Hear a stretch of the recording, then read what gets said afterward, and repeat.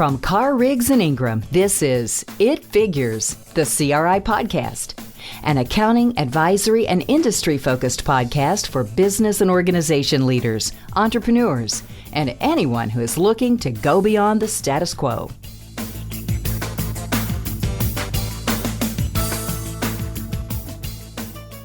Yeah, thanks for joining us.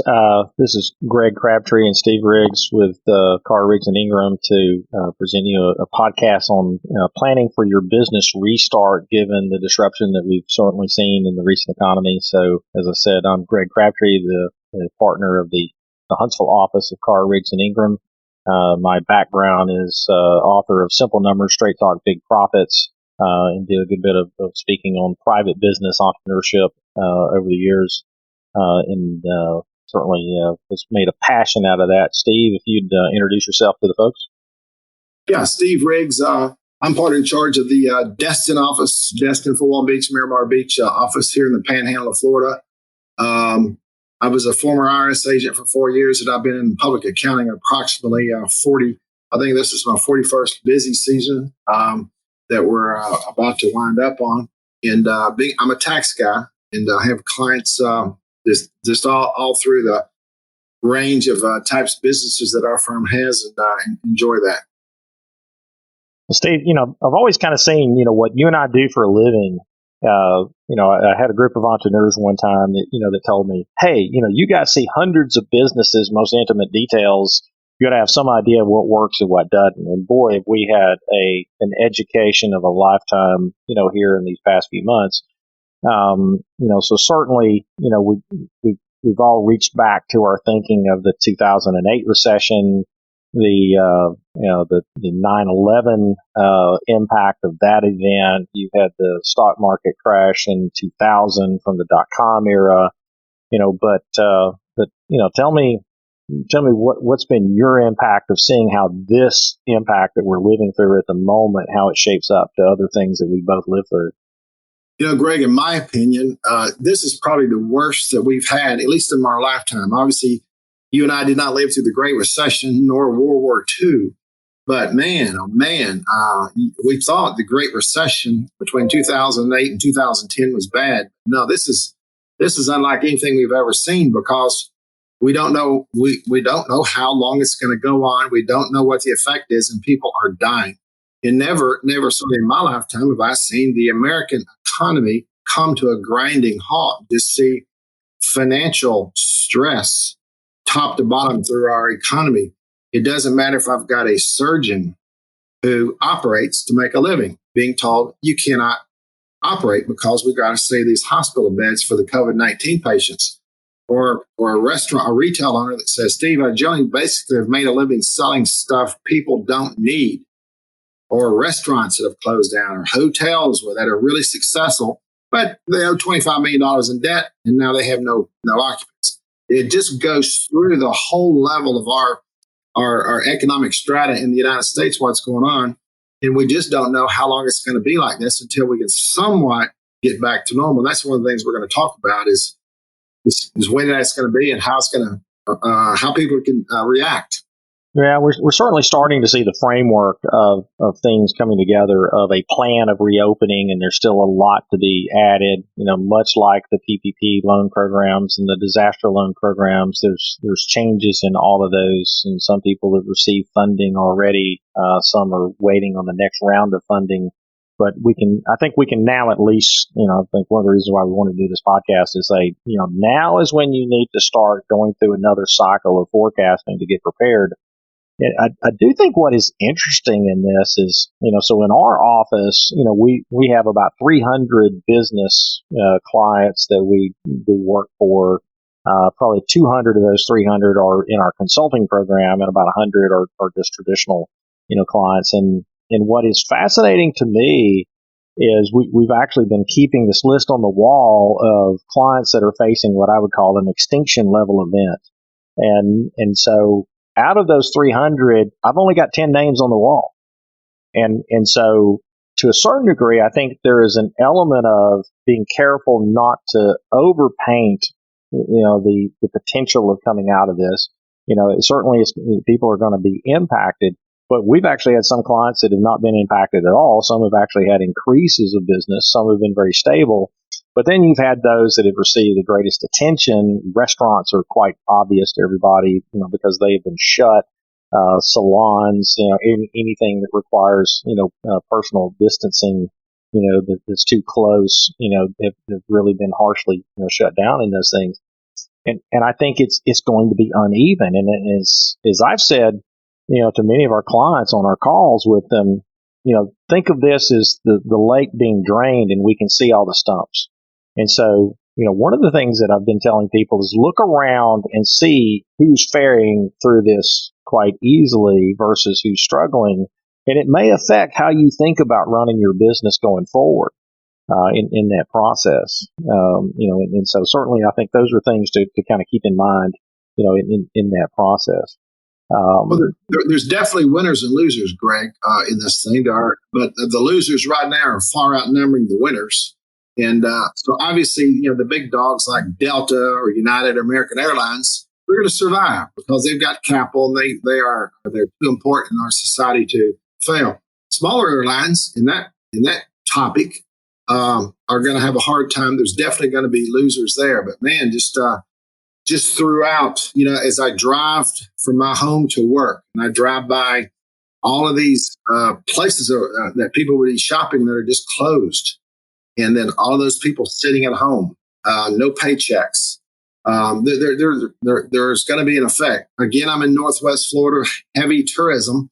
So let's just pretend things get opened back up.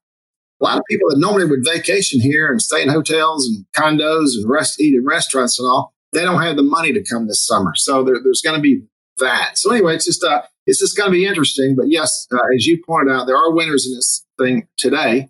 There's a lot more losers. Yeah. So that's kind of one of those challenges.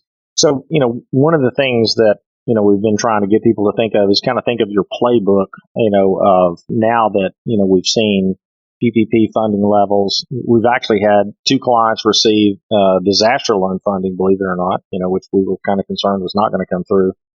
So before the funding ran out, in this cycle, and certainly we think, Congress is going to continue. They'll go through political theater and, but we'll get funding, to keep things moving. We've seen, releases of new Main Street lending programs.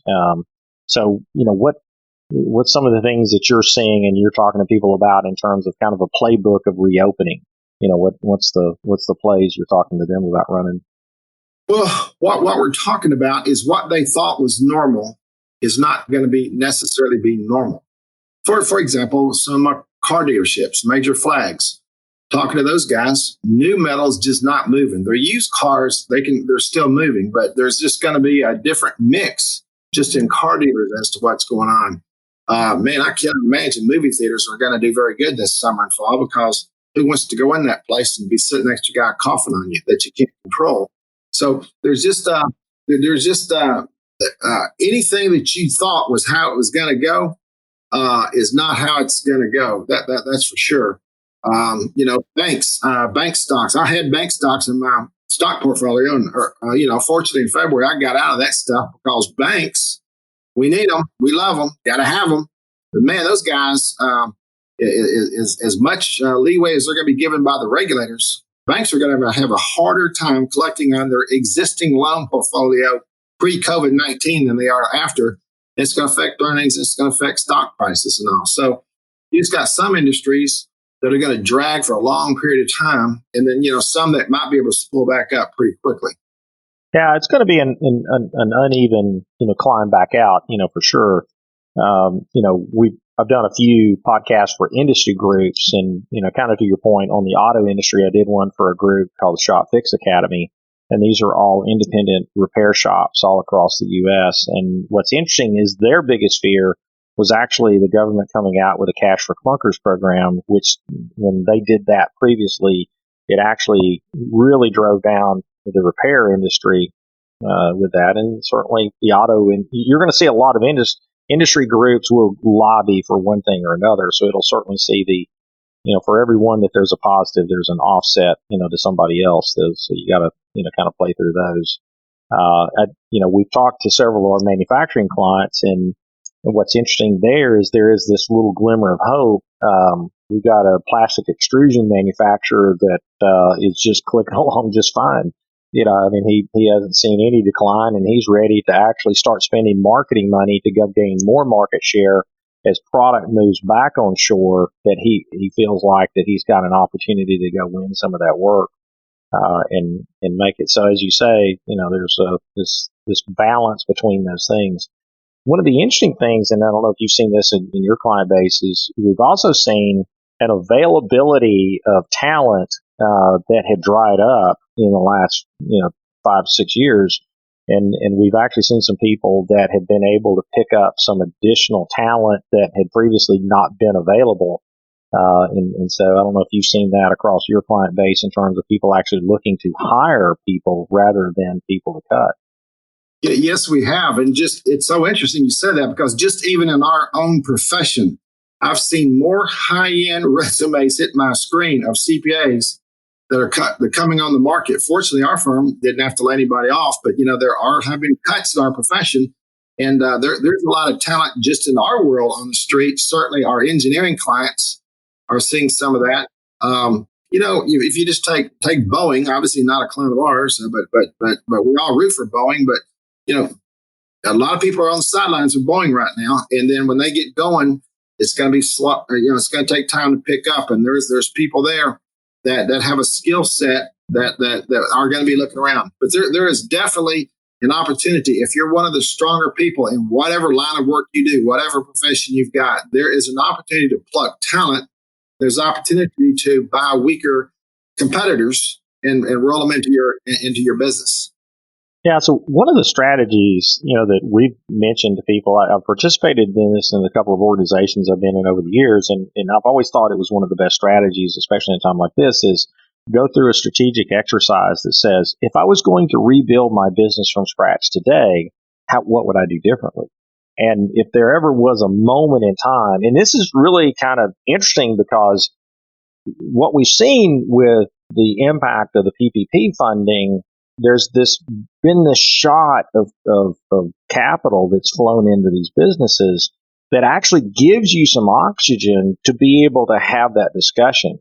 And maybe, we've probably got more of our clients. I was talking to a technology sales client of ours this morning, and in his mind, I had been after him to really expand his business into more of the maintenance world, and instead of just selling maintenance, to actually go do maintenance and develop his own capability. And this pushed him over the edge because he kept looking at buying somebody else's business, and I kept saying, it's too expensive. It's too expensive. You can do it yourself. And this event was the catalyst that I think in his plan going forward, he's going to be more profitable with less revenue, doing things in a slightly different blended way in his business model. And, so have you seen any folks kind of in that kind of mindset, of your client base? I haven't on that, but as we focus in what we're going to have to do, all of our businesses are going to have to do, I really encourage these guys to read about what's going on, listen to what's going on, study your profession as to what's going on, and listen. Greg, you and I both know the market will tell you things. The market tells you the truth. A lot of times we don't want the truth, or we don't listen. But man, these men and women clients of ours will listen to what their customers are telling them, listen to what's going on in their world, and react to what the market is telling them. There are your winners. It's interesting you say that, because I was telling one of my marketing clients this morning on a call that what we've seen is the people who've been disrupted the most in the services world are the people who are selling services at a premium pricing. And the pressure of the marketplace has really exposed who are the value providers versus who are the premium providers. And all of a sudden that premium doesn't look so shiny. And a lot of those guys, across all the service spectrums. And I was so proud to be, marketing is a really, we call our marketing clients the canaries in the coal mine. We believe marketing, certainly in a challenging environment, I always monitor my marketing client base as an economic leading indicator, because they're the first cost that gets turned down in a downturn, and they're the first cost that get turned up in an upturn. And these guys were actually quite stable through this, and I was really proud of them. But I was crediting them with the ideas is obviously, one, you picked a good, stable customer base that's still in business. Two, you're delivering good service at a good value. And because this pressure of this crisis has really exposed everybody to really look through a value lens for anything that you're spending money on. It's interesting that you said that, because when I counsel clients and things are tough and if things are slowing down and whatnot, and as you pointed out, the first thing to go is marketing. I've pleaded with clients for 40 years. Don't do that. When things are bad, you need your marketing. You need to keep you have to keep spending money to sell. And then when things are good, you've got to keep marketing. You've got to keep selling, and also when the things. But you are right, Greg, because it's not as important as payroll and maybe utilities it costs. But man, marketing is very important when things slow down and get tough, because your competitors are going to stop marketing. And if you can hang in there and do it right, you'll make it.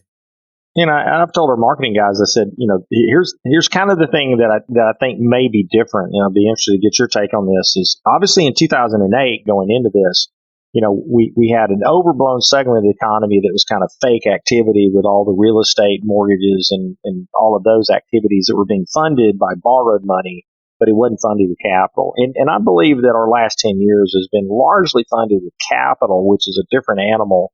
And there's a lot of demand. A lot of private companies have become far more dominant in our economy in the last 10 years than public. And so I really think the demand is going to come back stronger. And I've told our marketing clients, I said, listen, I think you need to be prepared to do 12 months of work in 9 months, 2 months starting 2 months from now. So just be ready, in that process. Yeah, the entrepreneurs who always work hard, when things turn back on and all, they're going to have to work 6 to 7 days a week, like they did when they got started. I mean, all of us entrepreneurs worked at a pace until it hit a certain level, and then you're able to pull back and actually have a life. Well, man, pretty soon, when the economy starts turning on in different states, and they'll turn on at different times, the entrepreneurs, the business clients, they've got to work like 7 days a week. And they've got to get after it until they can get things reestablished. Because again, we just don't know what we don't know. And the hole may or may not be deeper than we think. And it may take longer or shorter. We don't know. But man, if you can get after it and go to work, you're going to have to. And I think that's going to be reflective in the entrepreneurial class of America. I really think that's going to be a good thing. Yeah. And so far, I think the other thing that I think is dramatically different in 2008 than it was than now is that so far, and you may have seen anything different, but we've not seen any client have their lines of credit pulled. Now, I've had a lot of clients who've heard people say, "Oh, you need to go pull your money and fully draw it and stick it in another bank account." And I go, "Whoa, whoa, whoa, whoa, whoa, whoa! You make a move like that, you're going to get it pulled because the bank's going to panic because you're panicking." And so I think that's the one thing that has been dramatically different, to where I think the backstop of the banks and keeping all the open credit lines available. Now, you're still going to have to, have good collateral, certainly going forward as they start to, kind of monitor the evaluation coming out of this.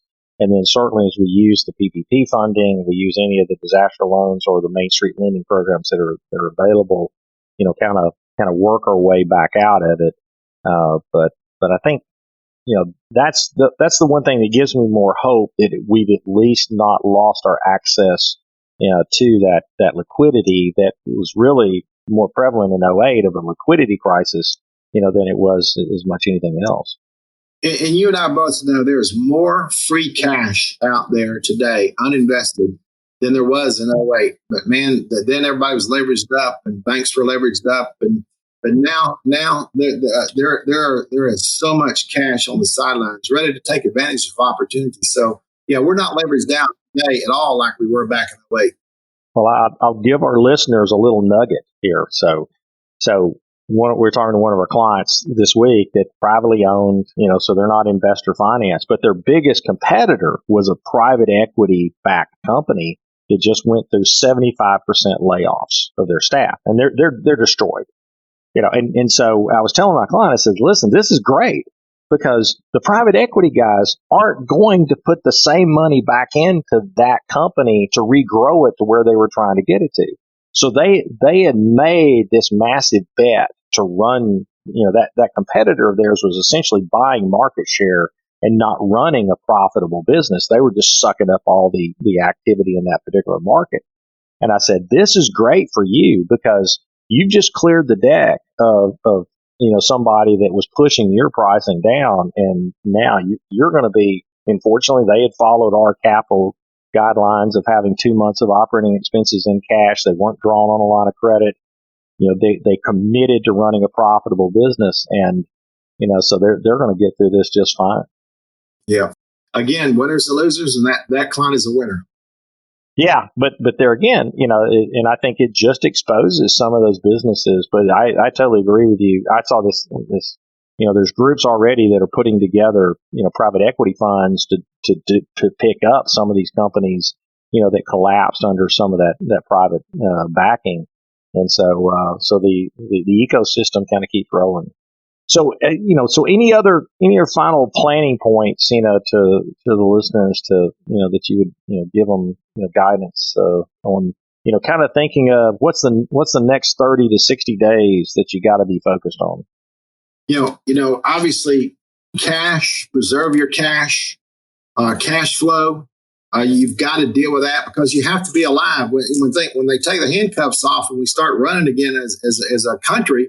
If you're dead, you can't participate in the Oklahoma land rush, man. So stay alive, keep your cash close, make sure you got your cash flow measure. That's vital. And opportunities will present themselves. And then if you have ridden through this thing and you're still alive, you can make it.